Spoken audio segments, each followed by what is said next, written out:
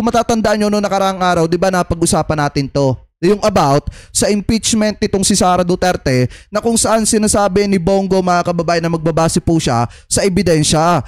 Yung iba na mga taga-suporta ni Digong sinasabi fake news daw. Yung sinabi natin, yung binasa nating article. Kasalanan ko din naman kasi mga kababayan kasi unang-una, article lang yung ipinakita ko at binasa ko. Wala akong pinakitang video. Kaya siguro nasabi na mga taga-suporta ni Digong na fake news yung sinasabi ko na etong si Bongo ay magbabase sa ebidensya sa impeachment trial nitong si Sara Duterte. So ngayon, eto pakinggan nyo yung mismong video ni Bongo na talagang sinabi po niya mismong nanggaling sa bibig niya na magbabase po siya sa ebidensya ng sinasabi ng ebidensya sa pagbibigay niya ng desisyon sa impeachment trial ni Sara Duterte. So eto, play po natin. Dito sa ating eleksyon and you're headed that way naman po sa victory, ano po yung hahanapin nyo during the trial? Ebidensya po. Ebidensya po. Bilang one of the judges, yun naman that's the process. Kaya nga may impeachment court tayo. Di ba hindi kasi mga kababayan, sa totoo lang, si Robin Padilla kasi hindi nag-iisip. Si Robin Padilla basta lang buka ng buka yung bibig, di niya pinag-iisipan, kaya nabitawan niya yung salita na kapag umupo siya bilang hukom ng impeachment trial nitong si Sara Duterte mga kababayan sa Senate, talagang i-acquit na niya etong si Sara Duterte. Hindi na siya magbabase sa ebidensya. So ngayon, ito po kasing si Bongo mga kababayan, hindi ganun yung pagkakasabi niya. Ang sabi ni Bongo, magbabase siya sa sinasabi ng ebidensya. Kasi kung tutusin talaga, yung impeachment trial na yan ni Sara Duterte, pag nag-umpisa na yan, parang teleserye po yan na abangan at tututukan ng mga kababayang Pilipino po natin. At ngayon, kapag nakita ng taong bayan na yung ebidensya laban kay Sara Duterte ay matibay at karapat dapat talagang hatulan ng impeachment etong si Sara at hindi ginawa ng mga senador, kawawa yung mga dignidad at personalidad ng mga senador na yan. Ano po, talagang hihina yung kanilang kredibilidad mga kababayan bilang isang senador, lalo na at kung boboto sila ng acquittal kay Sara Duterte kahit matibay naman yung ebidensya laban po sa kanila. Uulitin ko lamang po mga kababayan na hindi porkit nanalo sina Bongo, sina Bato de la Rosa, possible na maliligtas sa impeachment trial etong si Sara. Mas iisipin pa rin ng ibang mga senador, ewan ko kung iisipin nila yon, ang kanilang dignidad mga kababayan bilang isang senador. Kasi alam naman po natin mga kababayan na after 3 years, tatakbo na naman yung ibang mga senador, hihingi na naman po ng boto. At isa po yan sa possible na pagbatayan at pagtuunan ng pansin ng mga kababayan Pilipino po natin sa yung magiging hatol po nila sa impeachment nitong si Sara Duterte para suportahan sila sa darating na eleksyon sa 2028. Mabilis lamang po ang taon, mabilis lamang po ang panahon. Kung ngayon, kalilipas lamang po ng eleksyon, pagdating ng 2028, eleksyon na po ulit at hihingi ulit ng suporta at boto yung mga senador na yan na sasalang at magiging hukom sa impeachment trial nitong si Sara. Kaya sana doon sa mga senador, maging careful po kayo sa pagboto ninyo at pagbibigay ninyo ng desisyon sa impeachment trial ni Sara Duterte. So ngayon, ipagpatuloy pa natin. Pakinggan natin ng prosecution and kami po yung dyan po yung inakusahan, yung sagot naman nila, the defense team. So kami yung huhusga pagdating sa dulo. Kaya ayaw ko munang mag-comment. Importante sa akin yung ebidensya. Diba? Walang ebidensya. Wala naman pong ebidensya para matapos na kagad. Ayaw ko munang mag-comment. Kung manalo po. Ayan mga kababayan na. Ano yung sabi ni Bongo? Magbabase siya sa sinasabi ng ebidensya. Kaya nga may proseso, kaya nga may sinusunod na due process mga kababayan. Makikinig sila sa sinasabi ng prosecutor, yung tatay yung mga prosecutor at yung pagdidepensa ng mga prosecutor dun sa mga ebidensya na nagpapatunay na itong si Sara Duterte talagang may anomalya na ginawa. Ano po sa kanyang departamento at sa kanyang opisina. Ano po, so ngayon kung titingnan po natin, etong sinabi dito ni Bongo mga kababayan na magbabase po siya sa ebidensya. Paano kapag ang nilalaman ng ebidensya totoong may kinalaman si Sara Duterte sa maanumalyang paglustay ng pera ng mamamayang Pilipino. Ang tanong dyan, boboto kaya etong si Bongo para ma-impeach etong si Sara Duterte? Gayong alam naman natin mga kababayan na possible na pagtungtong ng 2028 kapag wala ng pambato ang mga Duterte, posibleng si Bongo ang gawin po nilang presidente at patakbuhin nilang presidente sa darating na 2028 presidential election. At kung ako kay Bongo mga kababayan, mas pipiliin ko na tumakbo ng presidente sa darating na 2028 at hindi ko na iisipin etong si Sara Duterte. Alam naman natin mga kababayan na etong si Bongo at etong si Sara ay hindi naman po talaga magkasundo. Di umano. Dahil nga mga kababayan, kung magkasundo itong dalawang ito, sana tinanggap ni Sara Duterte na maging busy niya etong si Bongo noong 2022 presidential election. Pero dahil ayaw niya nga maging busy, etong si Bongo mga kababayan, mas pinili niyang tumakbo at mag-file ng Certificate of Candidacy sa pagiging mayor ng Davao City. Kaya lang naman nagbago yung isip niya nitong si Sara ay dahil malakas etong si PBBM na pipwede na maging katikit po niya sa darating na 2022 presidential election. Kaya kung makikita nyo, di ba biglaan yung pagkakatandem ni Sara Duterte at saka po ni PBBM. Pero may lumalabas na rin na balita noong 2022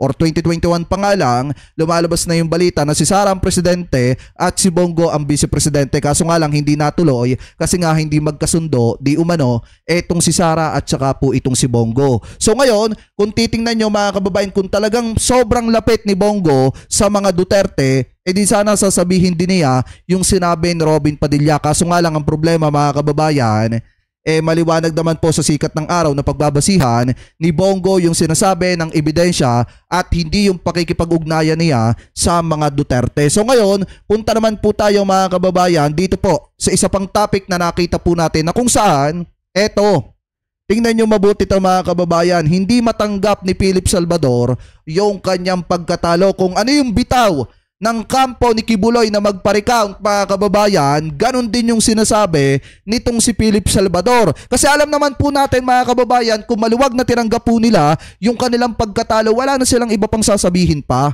Hindi na sila gagawa ng drama na kung saan sasabihin nila na magkaroon ng recounting ulit para lumabas yung totoo, magkaroon ng panibagong bilangan ulit para lumabas yung katotohanan na ganun talaga yung nakuha nilang boto, hindi na po nila sasabihin yan kung tanggap nila na talo na po talaga sila. Ang problema mga kababayan, hindi po sports etong si Philip Salvador, lalo na't hindi siya marunong tumanggap ng pagkatalo. Ano po, ito i-play po natin. Alam niyo po, ang dami nagtatanong na kapwa natin Pilipino, ano nangyari to sa boto natin? Kami po hindi naghahangad. Nakikinig na po ako kanina pa. Sinabi ni J.V. din, sinabi din ni Richard, sinabi ng mga kasamahan ko. Hindi kami naghahabol para makaupo. Ito pong ginagawa namin para sa sambayanan. Kailangan po malaman nila kung ano nangyari. Kasi alam niyo po, ako nag-akyat pa na naka-wheelchair na babae para makaboto siya doon sa amin sa Pasig. Binigay ko yung number ko, kung may problema, ganito. Nagtanong, ano nangyari sa boto namin? Paano ko masasagot yun? Ang makakasagot lang nun, ang COMELEC. Sila lang makakasagot. Wala akong sinasabing gumawa sila ng anomalya. Pero karapatan ng taong bayan na malaman kung ano talaga ang nangyari. Yung manual counting na sinasabi ng aking mga kasama, doon ako nakikinig. Dapat gawin. Kita nyo, mag-manual counting daw mga kababayan. Ito nga yung problema kay Philip Salvador. Hindi pa nga siya mga kababayan pinapalad bilang isang senador. Gusto niya mag-aksaya pa ng pera ang gobyerno para po lamang lumabas yung gusto nilang mangyari. Kasi mga kababayan, alam naman po natin talaga, pagka natalo ka sa eleksyon talaga mahirap tanggapin yan sa una.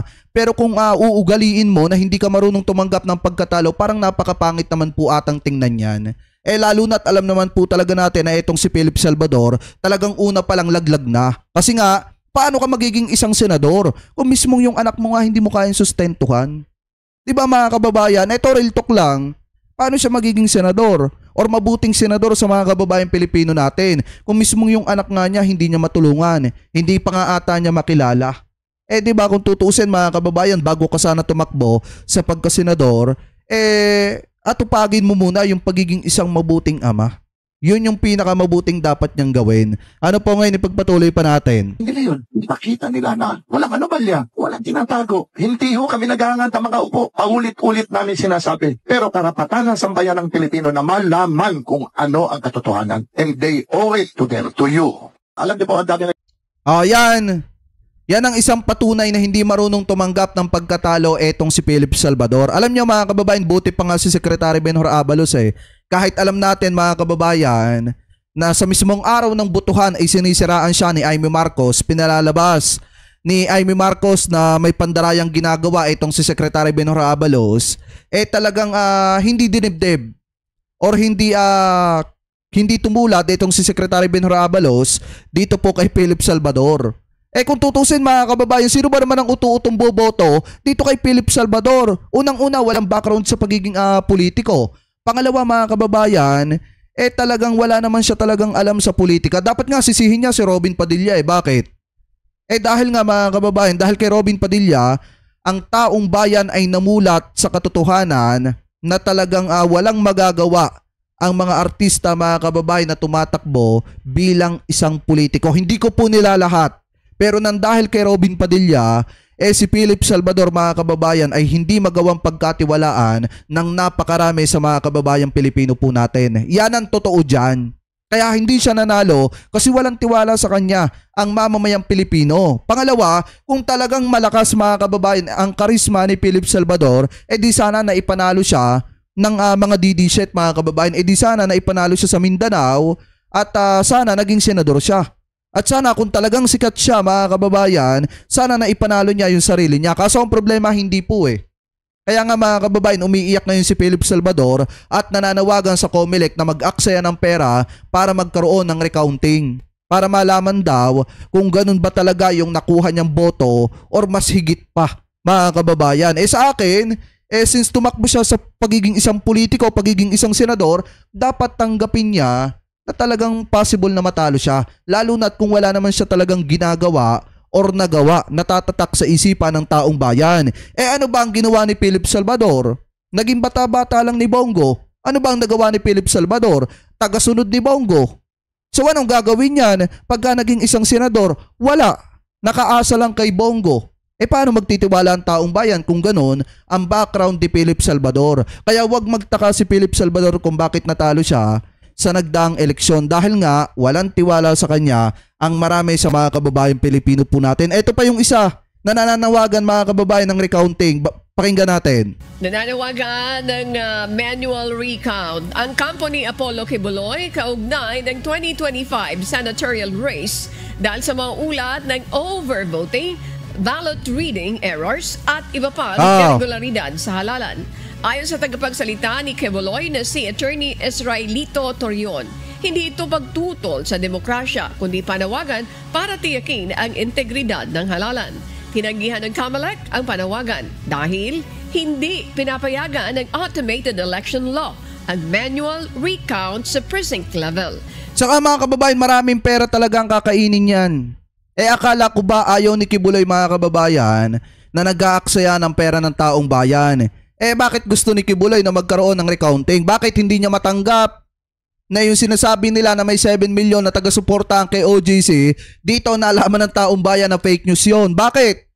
Ilan lang ba yung nakuha ni Kibuloy na boto? Di ba nasa 5 million lang? Yung karamihan pa nga doon, mga DD-shit pa. So ibig sabihin, nabuko yung kanilang kayabangan na yung sekta ni Kibuloy mga kababayan ay may maraming taga-suporta. Umaabot ng 8 million. Kung nasa 8 million, yung taga-suporta or nasa 7 million, yung taga-suporta ng sekta ng KOGC, di sana na ipanalo. Or nakakuha man lang ng boto na umaabot ng 10 million etong si Kibuloy. Kaso ang problema, 5 million lang mahigit yung nakuhang boto nitong si Kibulok. Malaking kahihiyan yan sa kanila. Bakit? Sinasabi nila ang dami nilang taga-suporta. Kaibigan pa ng dating presidente pero hindi man lang naipanalo ng kampo ni Digong.